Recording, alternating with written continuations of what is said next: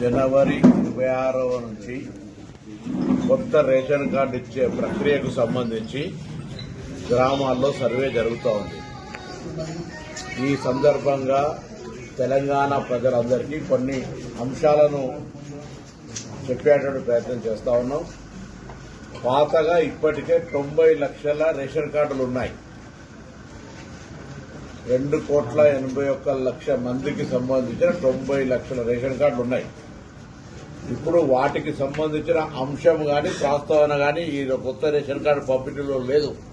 So 90 లక్షల మందికి సంబంధించిన అంశం చర్చకు రాదు. ఇందులో కొత్తగా ఎవరైతే గత 10 సంవత్సరాలుగా రేషన్ కార్డు కావాలనే ఆలోచనతో తిరుగుతా ఉన్నారో, కొత్త కుటుంబాలుగా ఏర్పడ్డాయో, పెళ్లిలై పిల్లలై, లేదా ఈ ఇంటి బిడ్డ ఆ ఇంటి కోడలై, ఈ విధంగా లేదా ఈ ఊరాని ఇంకో ఊరికి పోయి అట్లా కొంత మార్పులు చేర్పులకు సంబంధించిన అంశం కావచ్చు, లేదా అర్హత ఉండి, మళ్లీ చెప్తాను స్పష్టంగా, అర్హత ఉండి కొత్త రేషన్ కార్డు రానటువంటి వాళ్ళందరికీ 10 సంవత్సరాలుగా కొత్త రేషన్ కార్డు కావాలి, నాకు అర్హత ఉంది, ఈ ప్రభుత్వం ఇస్తలేదని నిరాశపడ్డ వాళ్ళందరికీ శుభవార్త. వాళ్ళందరికీ జనవరి 26 వరకు.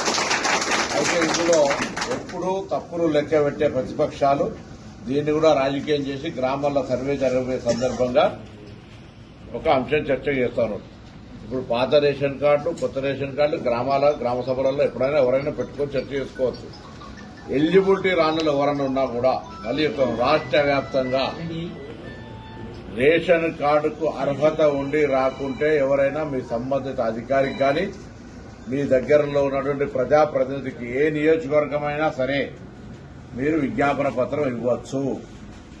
దయచేసి అనవసరంగా ఎక్కడైనా పొరపాటున ప్రతిపక్షాలు రెచ్చగొడితే దయచేసి దానికి సంబంధించి ఎవరు కూడా అటువంటి రెచ్చిపోయే తప్పుడు సమాచారాన్ని స్వీకరించొద్దని కోరుతాను.